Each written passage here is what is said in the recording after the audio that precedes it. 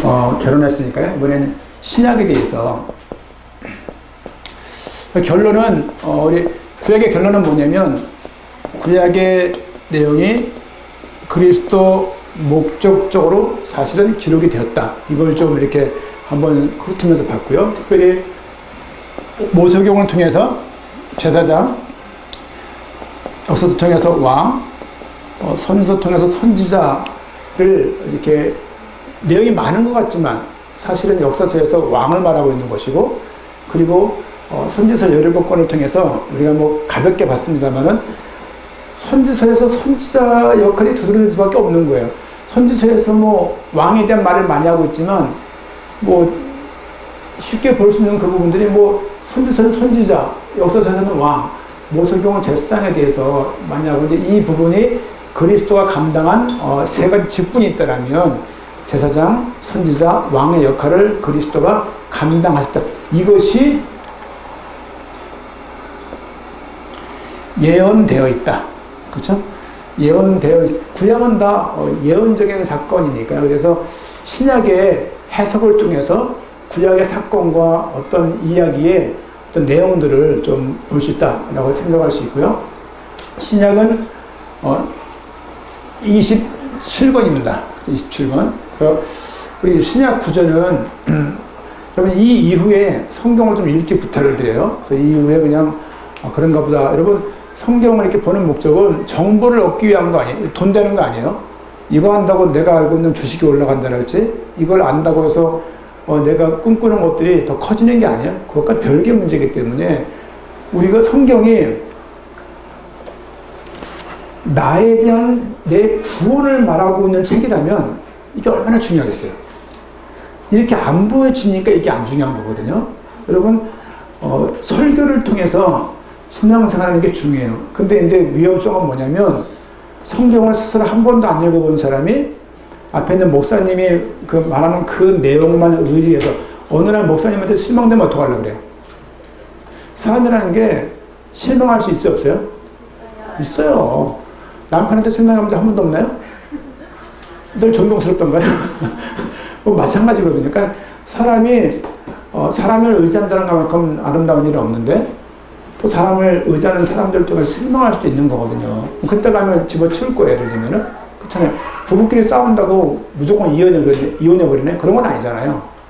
그 상황을 모르는 건 아니지만, 대화를 하고 싸우는 것도 싸우는 것이지, 극단적인 어떤 일을 이렇게 하려고 하는 건 아닌 거거든요. 마찬가지로 성경도 많은 얘기를 하고 있지만, 그 많은 얘기 속에 딱 들어가면요, 아무것도 안 보여요. 헷갈려서. 근데 이렇게 좀 요약을 해드리면 성경을 볼 때 좀 방향성을 잡을 수가 있으니까 성경을 이해하는 데는 거의 우리와 신약성경 요한계시록의 AD 90년경이니까 2020년도니까 지금으로부터 1900 거의 뭐 몇 년도입니까? 한 1900년도 이상 되는 책이에요. 그러니까 이거를 액면 그대로 딱 지금 읽고서 이해하는 원은 좋지만 조금 좀 필터가 필요하다. 그렇죠? 좀 이렇게 사회적으로, 문화적으로, 정치적으로 이런 것을 좀 고려하지 않으면 너무 적용하고 또 내 환경에 맞게 말씀을 뽑아서 묵상을 해요. 좋은 점 같아요. 근데 그렇게 계속하면 나중에 이상하게 돼요. 성경 전체에 무슨 얘기하는 관심도 없고 내가 필요한 것들만 찾아서 그것만 빼먹는 거예요. 신앙이 안전합니다. 그렇죠? 오늘은 이거 신약을 좀 볼 건데요. 신약에는 사복음서는 얘기는 복음서가 몇 권이라는 얘기예요? 4권이에요. 또 혹시 아빠 사복음서가 5권이죠? 그럴까봐 겁나는데. 사도행전. 그렇죠? 이게 역사서예요. 역사서. 그리고 서신서는 뭘까요? 편지. 구약은 선지서, 신약은 서신서. 그러니까 편지를 써서 보내는 거예요. 수친이 있고 발신이 있는. 그리고 그 받는 사람에게 보내는 사람이 어떤 목적하는 바가 있는 거예요. 그렇죠? 그리고 계시록. 이렇게 구약도 우리가 아까 봤죠? 구약도 모세 오경이라고 봤고, 그 다음에 역사서라고 봤고 시가서를 봤고요. 그 다음에 선지서라고 봤는데 이렇게 돼 있는 것처럼 신약도 이렇게 성격적으로 나눌 수 있다.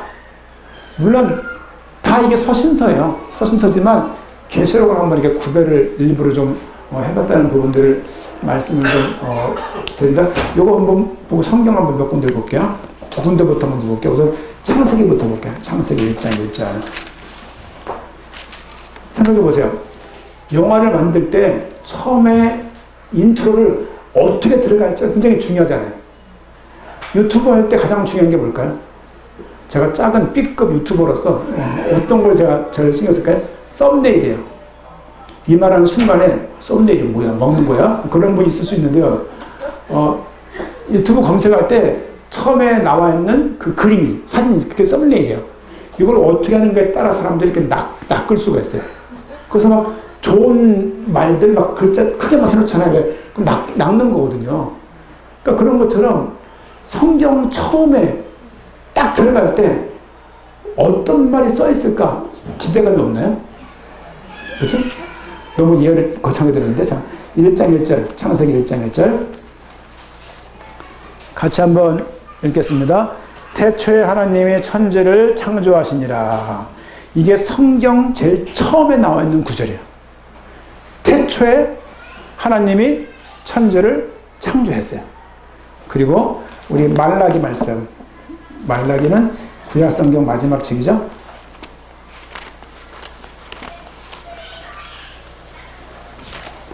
한참을 넘어가죠, 말라기가. 말라기 4장을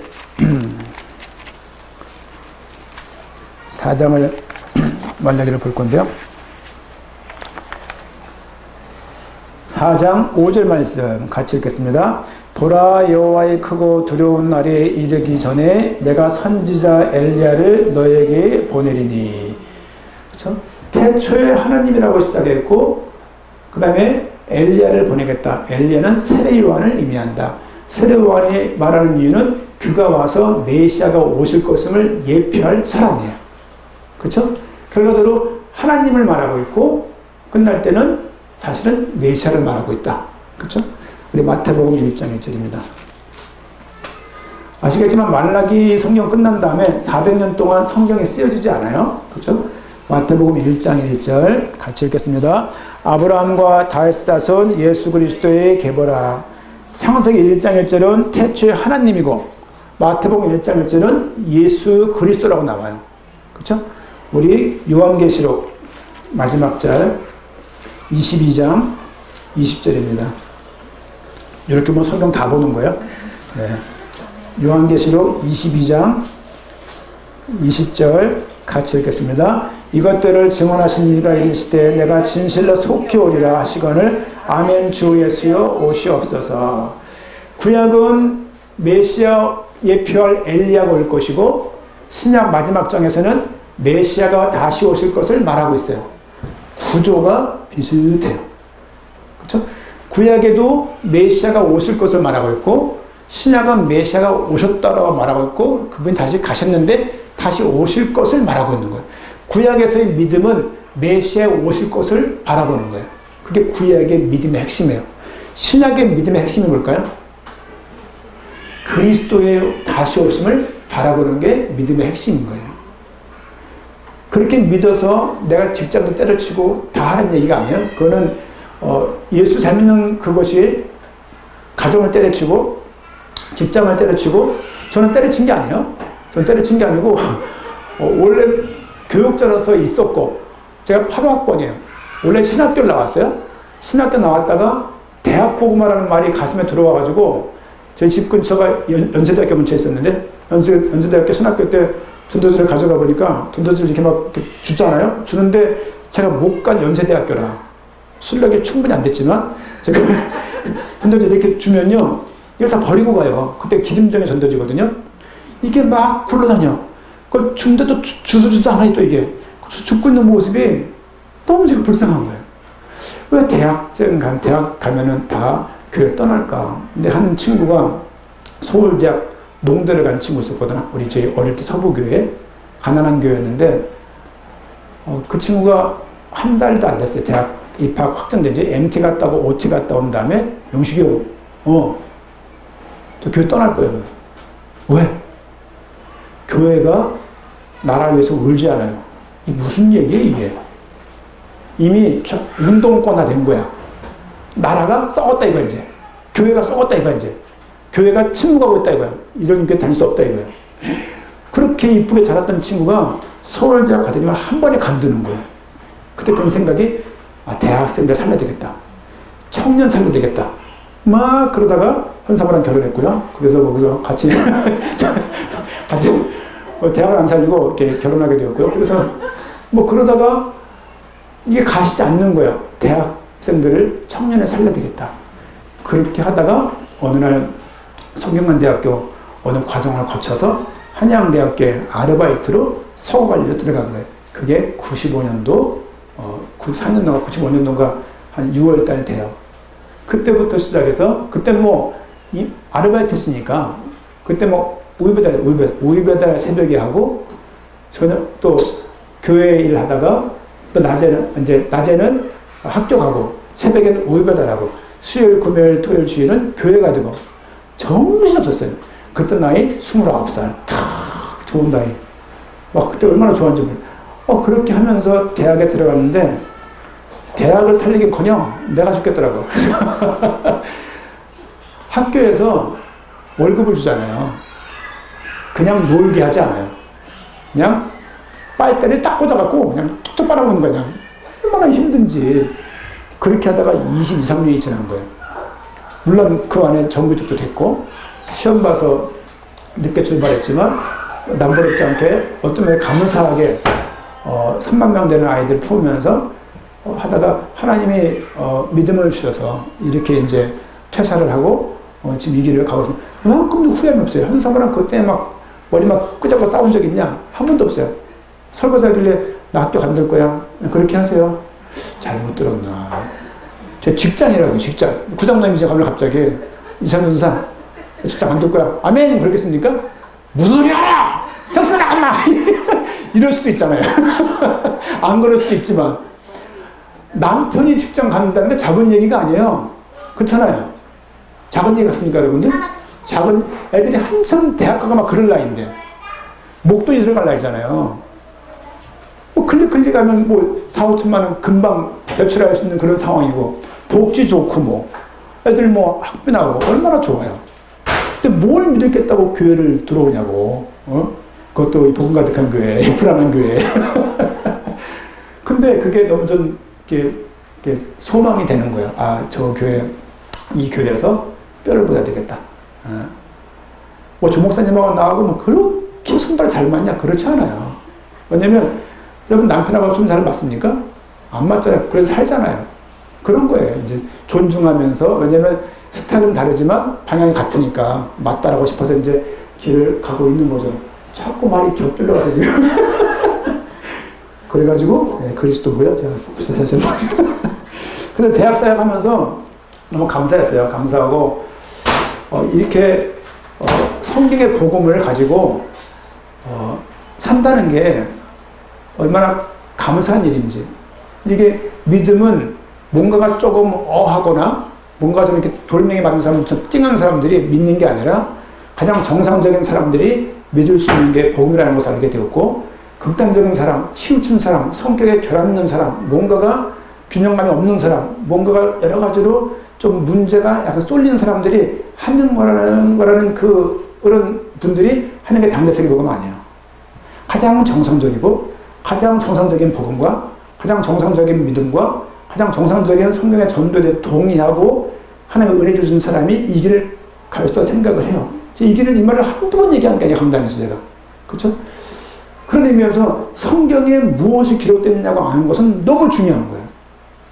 여러분, 나름대로 상상하면 안 돼요. 제가 나름대로 했으면요, 가정치유사 하겠다를 했지. 왜? 아브라함, 이삭, 야곱, 모세 가정 이야기야. 아담과 하와 가정 이야기야. 다 가정 이야기야. 예수님 다 가정 이야기야. 가정 사역을 하려면 충분한 근거가 있죠. 그럼에도 불구하고 성경의 복음이 우리에게 정확하게 들어오지 않으면 내가 원하는 대로 결과적으로 처음에는 은혜 받는 것 같아. 나중에는 쏠려, 이렇게.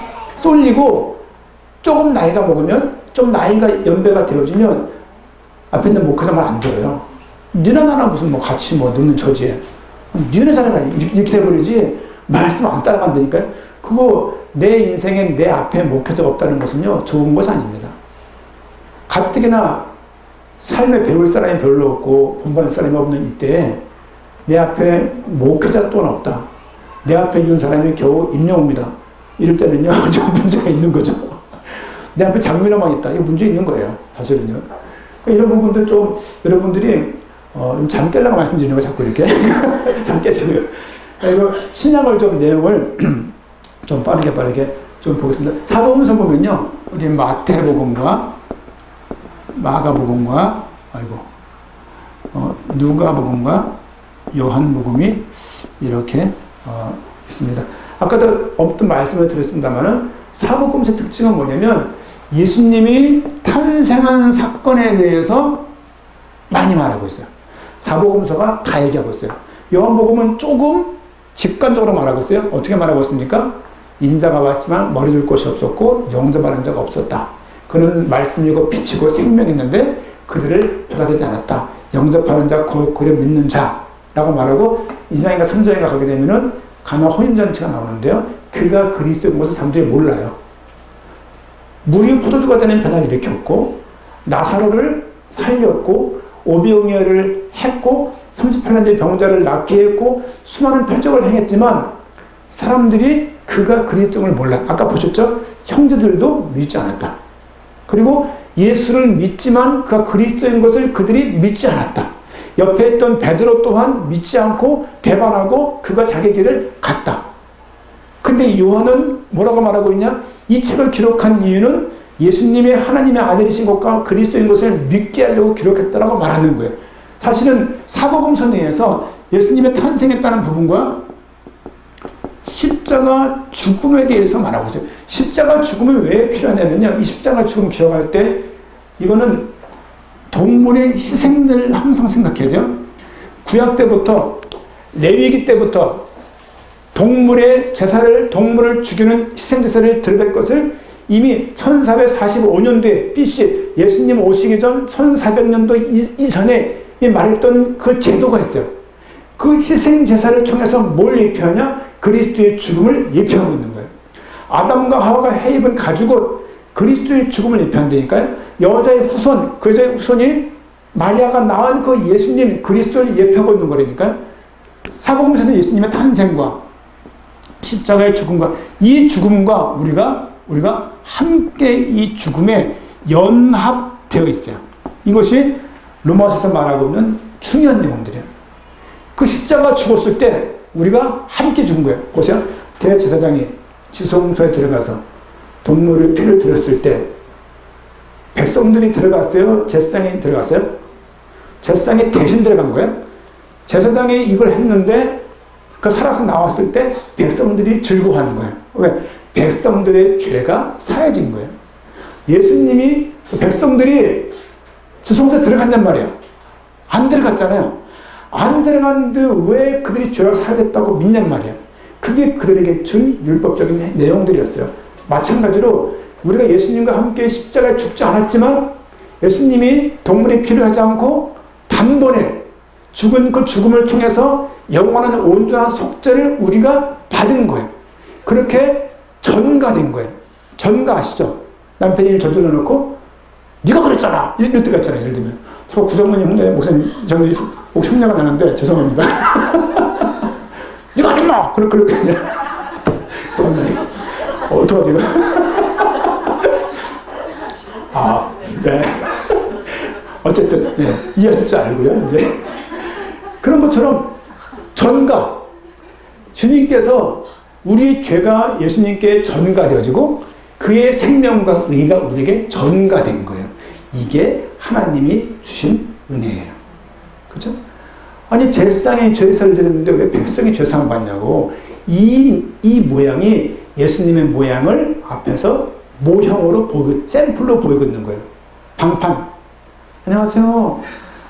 써보세요. 샘플 줘보세요. 선생님 이거 주세요. 큰 거 주잖아요. 샘플은 큰 거를 예표하는 거잖아요. 마찬가지로 제사제도는 샘플이야. 그게 모델하우스예요.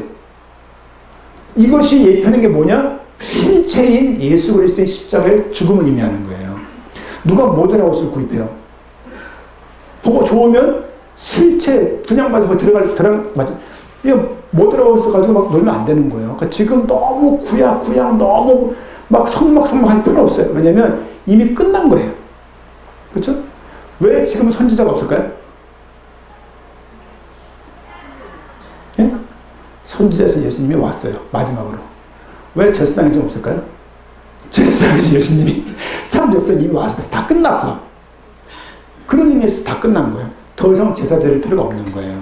근데 유대인들은 야 니들은 제사도 없고 아무것도 없고 할례도 안 받고 썩어름도 막 그래가면서 막 전문용어 나오네.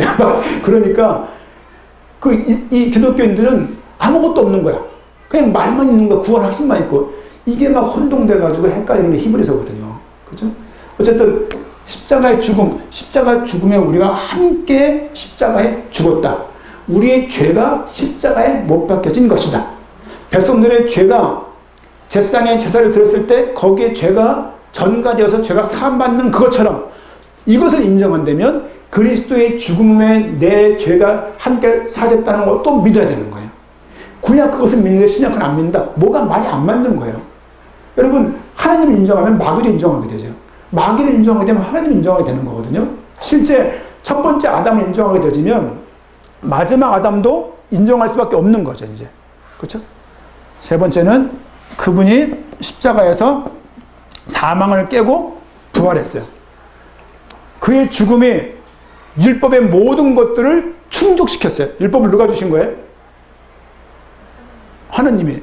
율법을 폐기하시면 모순이에요. 하나님이 주시고 하나님 폐기하고 말이 안 되는 거예요. 율법을 주신 것을 그리스도를 통해서 충족시켜버렸어요. 그래서 그게 완성이 되는 거예요. 율법의 대표적 율법이 모세경에서 613가지를 유대인들이 축출했어요. 그래서 율법은 어떤 건 시민법, 어떤 건 제사법, 예를 들면 어떤 건 뭐가 있을까요? 뭐가 있는데 율법이 세 가지 나눠지는데요. 대표적인 게 10계명이에요. 자, 10계명 1계명 뭐죠? 1계명? 나 외에는 다른 신이 없어요. 1계명. 2계명 뭐예요? 두 글자, 우상. 우상 숭배하지 말아라. 세 글자, 이인형, 이름에 대한 거예요. 여호와 이름을 망령되이 일컫지 말라. 이거 모르면 지옥 갑니다.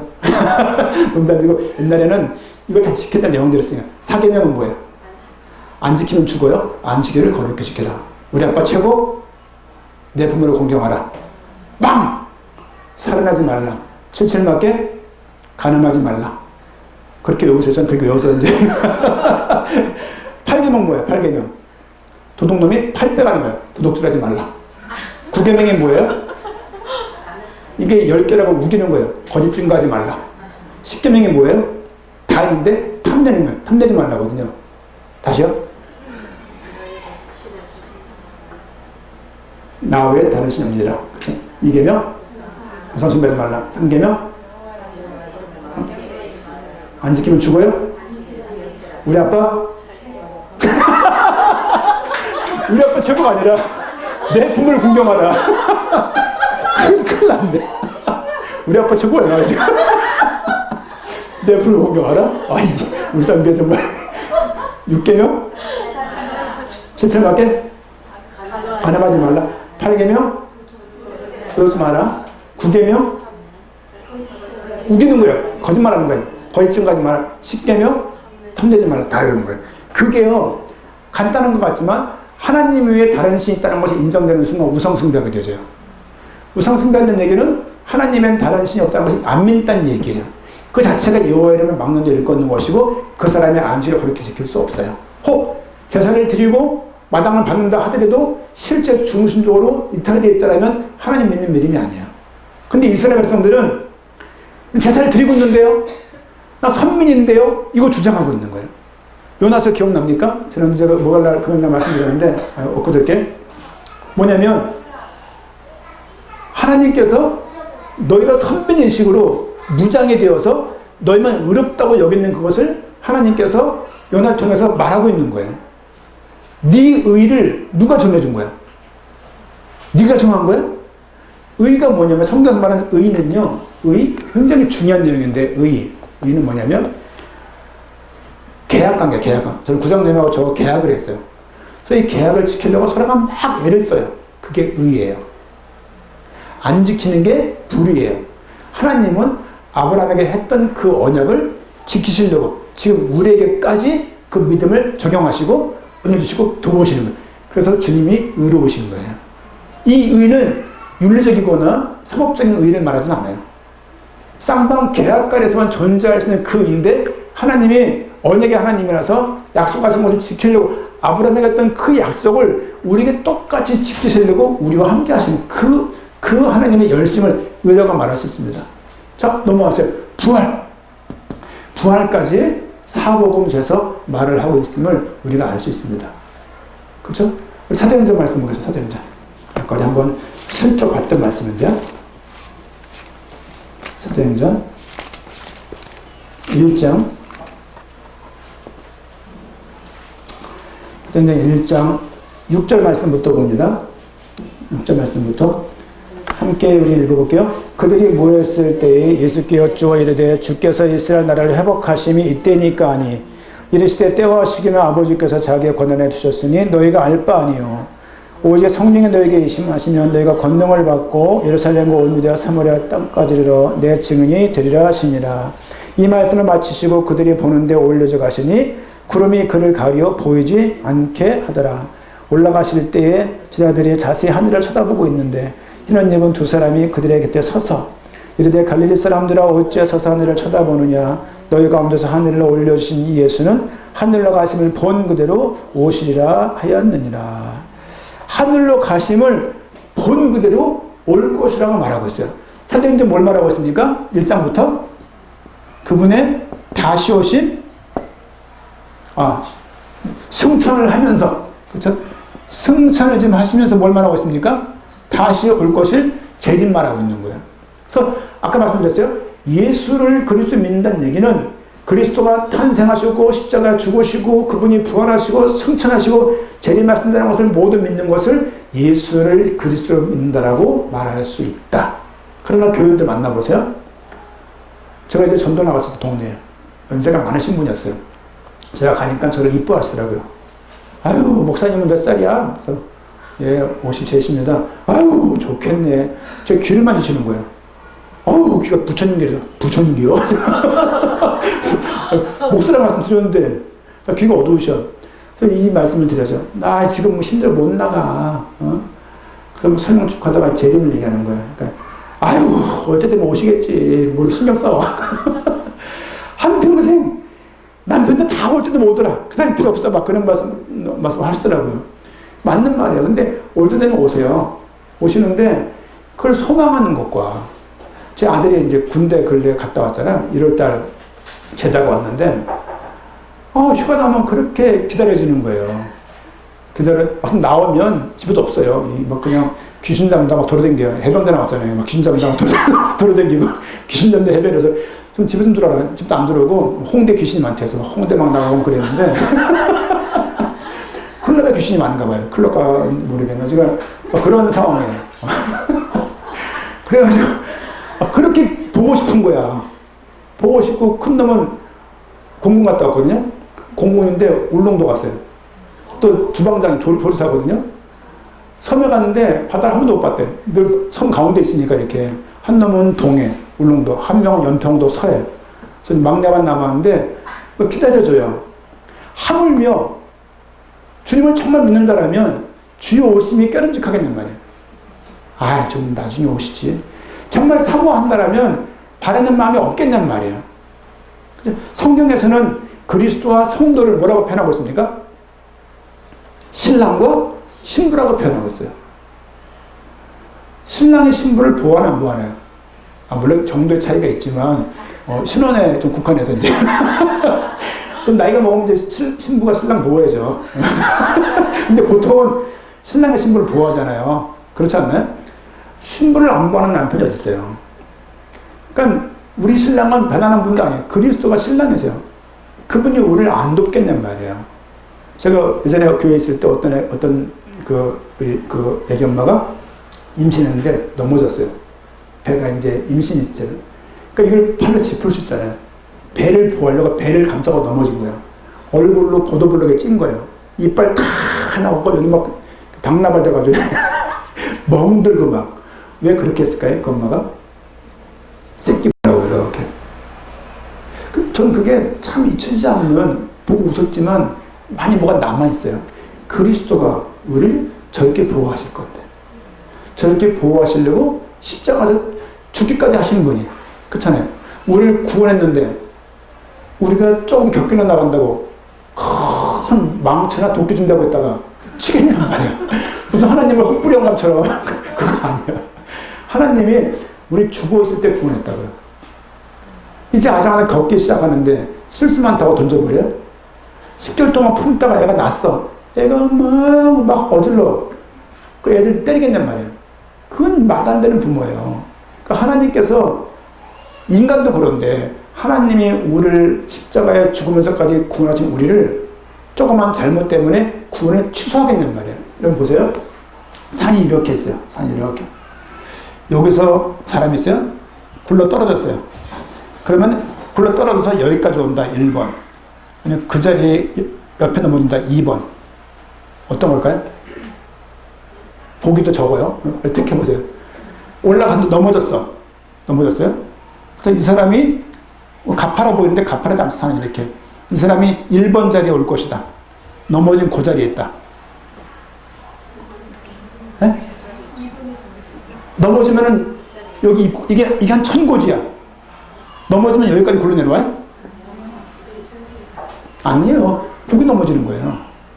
무슨 말이냐면 신앙생활 하다가 실수했다고 원점으로 가요?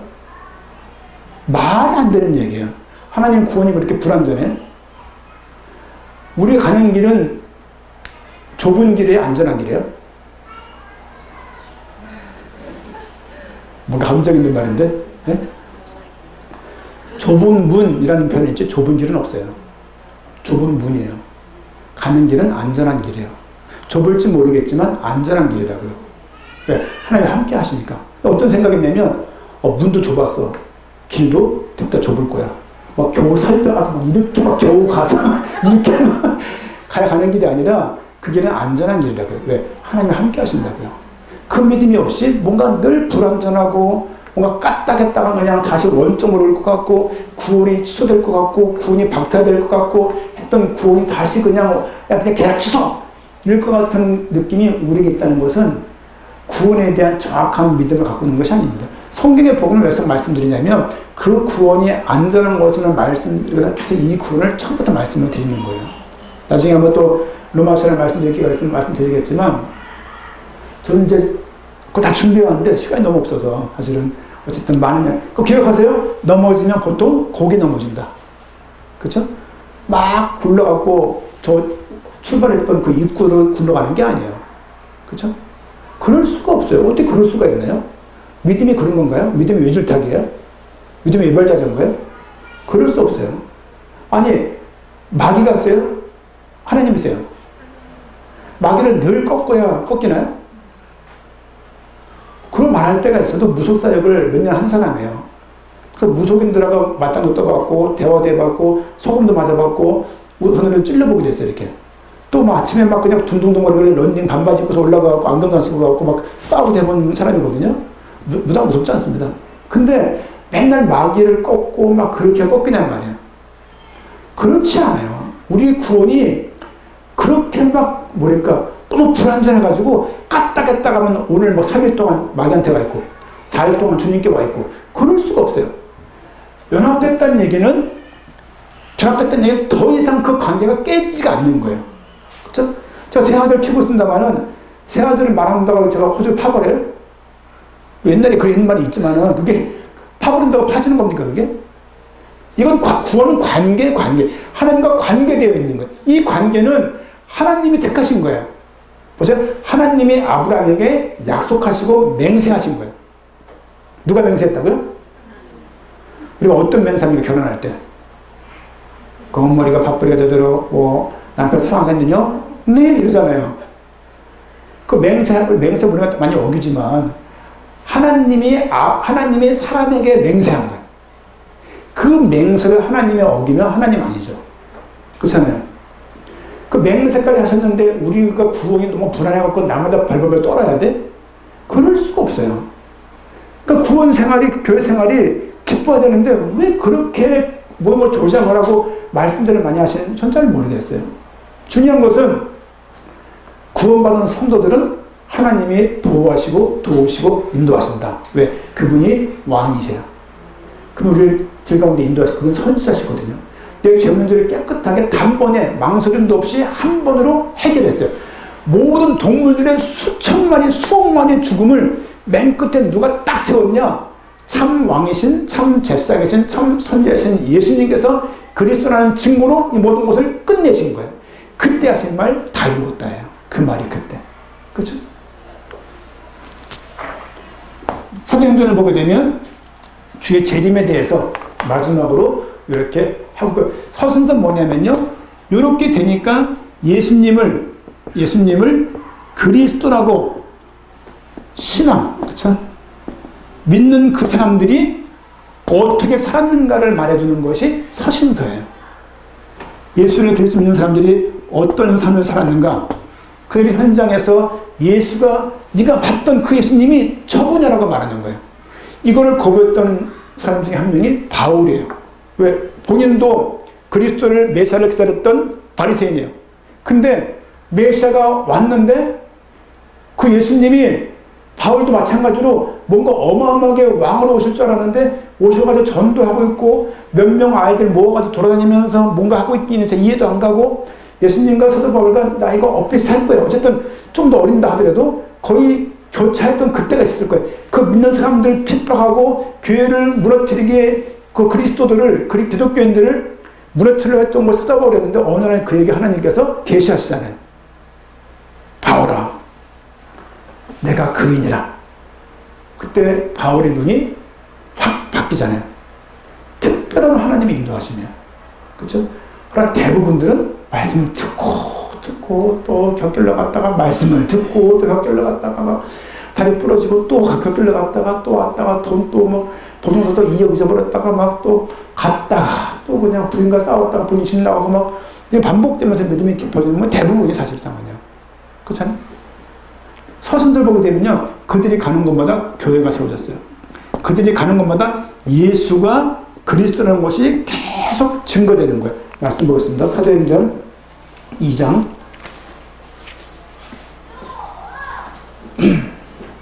2장 36절 같이 읽겠습니다. 그런즉 이스라엘 온 집은 확실히 알지니 너희가 십자가 못 박은 이 예수를 하나님의 주와 그리스도가 되게 하셨느니라. 그렇죠? 너희가 십자가에 못 박은 이 예수를 왜 너희가 못 박았다고 말하고 있나요? 너희 죄 때문에 죽었기 때문이요. 그렇죠? 예수님도 뭐라고 말하고 있냐면, 전 베드로도 뭐라고 말하고 있냐면, 너희 죄 때문에 죽지 않았냐. 실제 예수님도 그렇게 말했고 구약에서도 그렇게 말하고 있는 거예요. 구약에서도 메시아가 오실 것인데 그가 백성들의 죄를 위해서, 여러분 제사장에 들어가서 동물의 피를 왜 뿌린 거예요? 누구 때문에? 백성들 때문에 뿌린 거거든요. 마찬가지로 예수님의 피 또한 그 사람들을 위해서, 구원받은 그 사람들을 위해서 죄를 사하기 위해서 십자가에서 직접 본인이 피를 뿌리신 거예요. 그렇죠? 그 말을 하고 그리스도가 예수를 십자가 못 박는 그 순간, 부활하는 그 순간 그 예수가 그리스도인 것이 세계적으로 외적으로 그것이 증언되는 거예요. 지금 그 얘기를 베드로가 말하고 37장 말씀 보니까 그들이 이 말을 듣고 마음에 찔려 베드로와 다른 사도들에게 물어 이르되 형제들아 우리가 어찌할까 하거늘 베드로가 이르되 너희가 회개하여 각각 예수 그리스도의 이름으로 세례를 받고 죄사함을 받으라. 그리하면 성령이 선물로 받으리니 성령께서 이 모든 것들을 알게 하시고 깨닫게 하실 것입니다. 쭉 넘어가세요. 쭉 넘어가서 5장입니다. 5장 42절 같이 읽겠습니다. 그들이 날마다 성전에 있든지 집에 있든지 예수는 그리스도라고 가르치기와 전도하기를 그치지 아니하니라. 그들이 계속 뭘 말했냐면 예수가 그리스도십니다. 예수가 구약에서 말했던 기름 부음 받은 자, 우리가 구약을 다 알지 않습니까? 회당에서 들었던 그 말씀들, 그 많은 내용들, 그 내용의 주인공이신 메시아가 바로 저 예수님이다라고 말하는 거예요. 그래서 예수 그리스도 말은 하지만요, 예수님이 그리스도, 예수가 그리스도, 예수를 그리스도라고 믿는 믿음이 반드시 우리에게 확인되고 고백돼야 돼요. 예수 그리스도 믿는 게 아니라 저 예수님이 바로 구약에서 말했던 그 그리스도구나. 우린 구약도 모르고 신약도 모르잖아요. 그래서 예수 그리스도라는 말이 쉽게 안 다가와요. 예를 들면 봅시다. 문제 낼게 안 맞춰보세요. 백범, 김구, 뭐가 있어요? 성웅, 맞나? 성웅, 이순신. 그 다음 뭐예요? 어떻게 아세요? 우리나라 민족이 그렇게 공유하고 있잖아요. 이스라엘 백성들은 공유하고 있어요. 메시아가 올 거라는 것을. 근데 그 메시아가 저분이라는 거야. 이러니까 꼭지가 도는 거예요. 뭐? 저 거름뱅이 같은 사람이 메시아라고? 왕이 아니잖아. 유대인의 왕 이렇게 써서 십자가에 비아냥거리처럼 쓰기까지 한 거예요. 이렇게. 그렇죠? 그런 부분들 조금은 7장입니다. 사도행전 8장 볼까요? 8장. 8장 내용은 내용이 좀 많은데요. 8장 이 내용이 어떤 그 사마리아 지역에 복음을 전한다는 내용인데 4절부터 한번 읽을게요. 그 흩어진 사람들이 두루다니며 복음의 말씀을 전할세 빌립이 사마리아 성에 내려가 그리스도를 백성에게 전파하니. 잘 보세요. 흩어진 사람들이 두루다니면서 복음의 말씀을 전했어요. 복음의 말씀은 복음은 무슨 뜻이라고요? 좋은 소식이라고요. 그렇죠? 5절 빌립이 사마리아 성에 내려가 그리스도를 백성에게 전파했죠. 그러니까 어떤 사람들은 복음을 전하고 어떤 사람 복음의 내용이 뭘까요? 메시아가 오실 거야 이런 내용이에요. 그리고 빌립이 사마리아 성에 내려가서 그리스도를 백성에게 전파하니 무리가 빌립의 말도 듣고 행하는 표적도 보고 한 마음으로 그가 하는 말을 따르더라. 많은 사람에게 붙었던 더러운 귀신들이 크게 소리를 지르며 나가고 또 많은 중풍병자와 못 걷는 사람이 나으니 그 성에 큰 기쁨이 있더라. 그들이 막 다니면서 뭘 말하냐? 예수님이 구약에서 말했던 그리스도입니다. 여러분 그리스도 아시죠? 메시아 아시죠? 바로 그분이 저분입니다라고 그 내용을 전하는 거예요. 그래서 성경에 어떤 표현이 많냐? 복음과 주 예수 그리스도를 전파하니 이런 말이 많아요. 그래서 복음이 뭡니까? 복음은 예수 그리스도를 의미하는 거예요.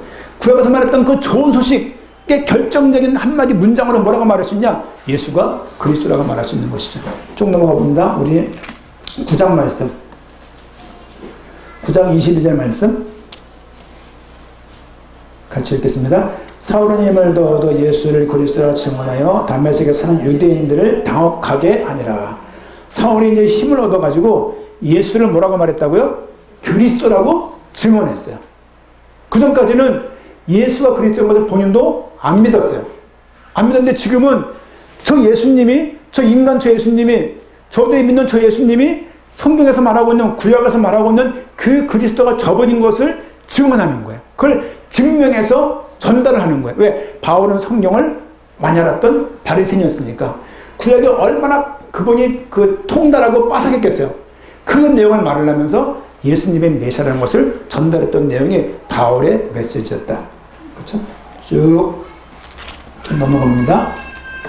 18장 말씀 좀 시간이 많이 갔으니까 18장 24절 말씀 보니까 우리가 누굽니까? 아볼로라는 중요한 사람이 나옵니다. 아볼로 18장 24절 알렉산드리아에서 난 아볼로라는 유대인이 에베소에 이르니 이 사람은 언변이 좋고 성경에 능통한 자. 성경은 무슨 성경이다? 구약 성경이다. 그쵸? 그가 일찍이 주의 도를 배워 열심으로 예수에 관한 것을 자세히 말하며 가르치나 요한의 세례만 알 따름이라. 그러니까 주의 도를 그리스도에 대한 것들을 일찍부터 배웠어요.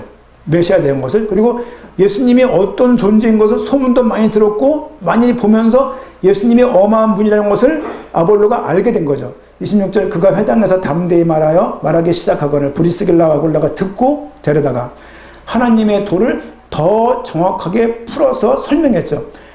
아볼로가 말하는 것도 얼추 비슷했는데 브리스길라 부부가 들을 때는 좀 부족했어요. 그래서 그를 저녁 같이 하면서 여러 가지 대화를 했겠죠. 그래서 아볼로가 더 그 복음의 들을 더 깨닫게 되는 장면입니다.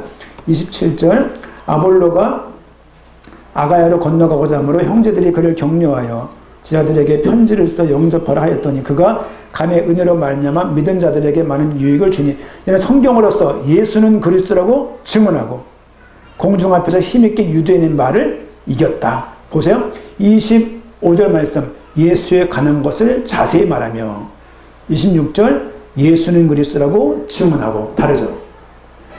어떤 변화가 있었나요? 예수를 가르쳤는데 지금은 예수를 그리스도라고 증언하는 거예요. 누가 구원받나요? 예수를 그리스도라고 믿는 사람이 구원받는 거예요. 예수를 그리스도 믿는다는 얘기는 예수님이 그리스도의 탄생과 십자가 죽음과 부활과 승천과 재림을 다 믿는 것을 의미하는 거예요. 사도행전의 역사서의 주 내용이 뭐냐? 예수가 그리스도인 것을 증언하고 있는 거예요. 사도행전은 승천한 이후에 예수님이 다시 올 것을 믿고 복음을 증거하며 살았던 그 흔적들, 기록들을 말하고 있는 거예요. 그렇죠? 쭉 내려가서 지금 서신서를 좀 볼 건데요. 서신서, 로마서를 좀 통과하고요. 통과하고. 좀 뒤에 볼까? 에베소 말씀인데, 에베소서 1장.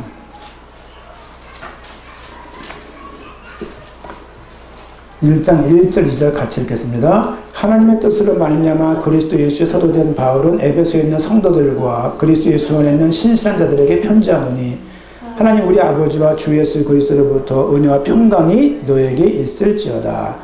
지금 이 두 문장 속에요. 그리스도란 말이 얼마나 많이 나오는지 몰라요. 그리스도. 골로새서 말씀입니다. 골로새서 1장. 빌립보서 볼까요? 골로새서 1장 1절 2절 같이 읽겠습니다. 하나님의 뜻으로 말미암아 그리스도 예수의 사도된 바울과 형제 디모데는 골로새에 있는 성도들 곧 그리스도 안에서 신실한 형제들에게 편지하노니 우리 아버지 하나님으로부터 은혜와 평강이 너에게 있을지어다. 모든 서신서에 계속 어떤 말을 하냐면 그리스도. 이게 그냥 하는 말이 아니라 그 의미가 구약 때는 메시아라는 말이 등장했는데 신약으로 이 말이 던져진 거예요. 예를 들면 투수가 공을 구약에서 딱 던졌는데 신약에서 딱 받는 거예요. 그리스도를 딱 던졌는데 예수님이 딱 받으면서 본인이 그리스도인 것을 밝히는 거예요. 모든 서신서가 지금 뭘 기록하고 있냐? 예수가 그리스도심을 계속 말하고 있는 거예요. 우리 요한계시록 한도 끝도 없습니다만은 요한계시록 아까 읽었지만 22장 20절 사도 요한이 사도들이 죽는 걸 다 봤어요. 제일 마지막까지 생존했던 사람이 사도 요한이에요. 즉 지금 요한계시록 여러분 성경 보면 뭐라고 기록되어 있냐면 AD 95에서 96년경 적혀있다고 써있어요. 아마도 사도 요한이 나이도 진짜 한 90은 됐을 것 같아요. 왜냐면 예수님 만났을 때 10대는 아니었을 거 아니에요. 최소한. 20대 초반이라고 말했을 때 거의 AD 90년이면 거의 나이가 80, 90 가까운 나이에요, 이제. 그러면은 그가 사도들이 다 죽는 걸 보고 더 이상 여한이 없는 거예요. 근데 사도 요한에게 아직까지도 남아있는 소망이 있다면 그 소망이 뭡니까? 22장 20절 같이 읽읍시다. 이것들을 증언하신 이가 이르시되 내가 친실로 속히 오리라 하시거늘 아멘 주 예수여 오시옵소서. 이게 사도 요한의 고백인 거예요. 주 예수님 빨리 오세요. 주 예수님 오세요. 이게 성경의 마지막 결론이라는 게 너무 감동적인 거예요.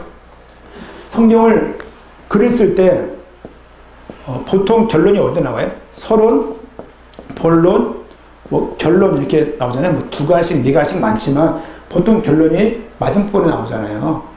그건 성경이 전체가 한 권이라고 말했을 때 마지막 결론은 주여 오시옵소서요.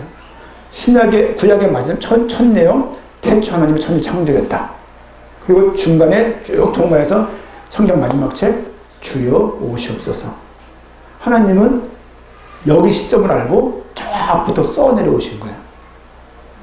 자, 공사할 때 끝에 어떤 모양을 할 줄 알고 공사를 준비하고 하는 것처럼, 아, 이렇구나. 성경이 그냥 책이 아니라 계시의 책이구나. 생각이 드는 것이죠. 저 신약 성경을 보면서 제가 봤던 내용들 또한 사실은